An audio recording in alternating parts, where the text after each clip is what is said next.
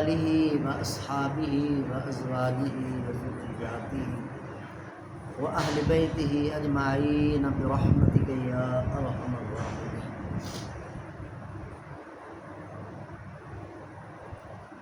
عزت مآب، انتہائی واجب الاحترام، قابل صد اکرام بزرگوں، دوستوں، بھائیوں، 22واں پارہ سورۃ الاحزاب، آیت نمبر 45۔ اللہ سبحانہ و تعالی آپ جناب کے نبی محترم کے بارے میں کیا ارشاد فرما رہے ہیں؟ یا ایھا النبی، اے نبی محترم، انا ارسلناک، ہم نے آپ جناب کو بھیجا ہے، شاہداً، گواہ بنا کر، و مبشراً، خوشخبریاں سنانے اور بتانے والا بنا کر، و نذیرا، اور نافرمانوں کو ڈرانے والا بنا کر بھیجا ہے، اور وداعیاً الی اللہ باذنہ، اور اللہ کی توفیق سے لوگوں کو اللہ کی طرف بلانے والا داعی بنا کر بھیجا ہے، وسراجا منیرا، اور آپ جناب کو چمکدار چراغ بنا کر بھیجا ہے۔ یہ حضور کی شان اللہ بیان فرما رہے ہیں۔ انا ارسلناک، ہم نے آپ کو بھیجا۔ کب بھیجا؟ کس مہینے میں بھیجا؟ کیسے شان سے بھیجا؟ ربیع الاول کا مہینہ چل رہا ہے، اس پر تھوڑی سی بات کرتے ہیں۔ رسول پاک صلی اللہ علیہ وسلم کو اللہ پاک نے ان کی اماں محترمہ حضرت آمنہ سلام اللہ علیہا کے شکم میں بھیج دیا۔ جب نبی محترم اپنی اماں محترمہ کے شکم اطہر میں تھے تو حضرت آمنہ فرماتی ہیں، میں یہاں سے گزرتی مجھے پتھر کہتے کہ آخری نبی کی اماں آپ کو سلام، مجھے درخت کہتے آخری نبی کی اماں آپ کو سلام، اور غائب کی آوازیں آتی آخری نبی کی اماں محترمہ آپ کو سلام ہو۔ اور سادہ دور تھا، کنویں سے پانی بھرنے جاتی تو پانی خود بخود اوپر ہو جاتا۔ ابھی حضور اپنی اماں جی کے شکم اطہر میں، بہت سارے کمالات دنیا میں آنے سے پہلے اللہ نے دنیا کو دکھا دی۔ اور ربیع الاول کے مہینے میں جب سید عالم، رحمت عالم، برکت عالم، امام الکونین، سید الاولین سید الآخرین، امام کائنات حضرت محمد مصطفیٰ صلی اللہ تبارک و تعالی علیہ وسلم جب ربیع الاول کے مہینے میں اس دنیا میں تشریف لے آئے، اپنی امی جی کی گود میں آ گئے۔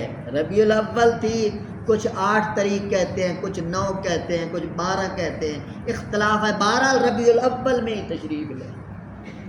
تو جب حضور علیہ السلام دنیا میں آئے تو اللہ سبحانہ و تعالی نے پوری دنیا میں کھڑا کر دیے تھے۔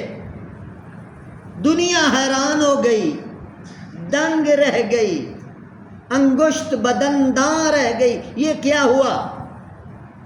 جب حضور تشریف لائے تھے تو اس وقت کی سپر پاور، بہت بڑی طاقت، قیصر و کسریٰ کی تھی۔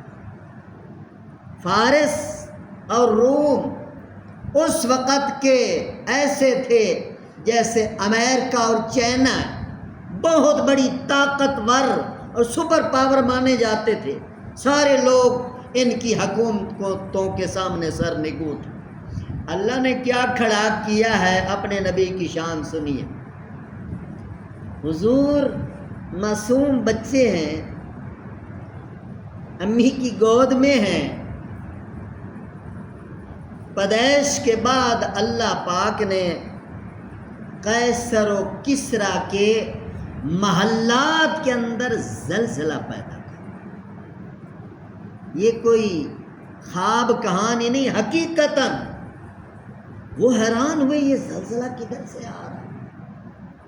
اور کسریٰ کے مینارے جو ان کے محل کے بڑے عزت کے مینار بنے ہوئے تھے، یکدم وہ مینار نیچے گر جاتے۔ 14 کنگرے، 14 مینارے نیچے گر گئے۔ وہ حیران ہوئے یہ کیا ہوا یار، نہ کوئی طوفان چلا، نہ جھکڑ چلا، نہ کوئی حادثہ نظر آ رہا ہے، اور نہ کوئی ہمارے اوپر حملہ آور ہے جو ہمارے میناروں کو توڑ دے۔ یہ اچانک اتنے مضبوط مینار کیوں گر گئے؟ حضور مکہ مکرمہ میں پیدا ہوئے ہیں، اور میرے محترم دوستو اس کے ساتھ ایک اور کام ہوا۔ فارس، ایران اس وقت بہت بڑی طاقت تھی، ان کے بت خانے کے اندر 1000 سال سے آگ جل رہی تھی۔ آگ کے پجاری تھے، مجوسی تھے، آتش پرست تھے، آگ کو اپنا خدا کہتے تھے۔ 1000 سال سے مسلسل دن رات کبھی وہ آگ بجھی نہیں تھی، دن رات وہ جل رہی تھی، اور وہ جلاتے تھے چونکہ اسے اپنا معبود سمجھتے تھے، مشرک تھے۔ تو حضور علیہ السلام کی ولادت پر یکدم وہ آگ بجھ جاتی۔ بڑے حیران ہوئے یار یہ کیا ہوا، نہ کسی نے پانی پھینکا، نہ کوئی جھکڑ ہوا آئی، یکدم اس آگ کو کیا ہو گیا، کیوں بجھ گئی؟ دراصل اللہ بتانا چاہتے ہیں اے مشرکو، آگ کے پجاریوں، اب ایک کی پوجا کرنے کی بات کرنے والا اس دھرتی پہ آ چکا ہے۔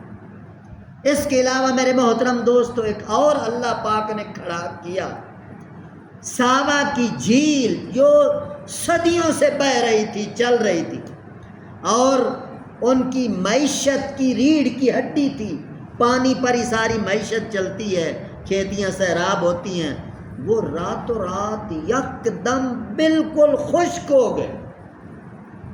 بڑے حیران ہوئے یار، راتوں رات جو صدیوں سے چل رہی تھی جھیل، اس کا پانی یکدم خشک ہو گیا۔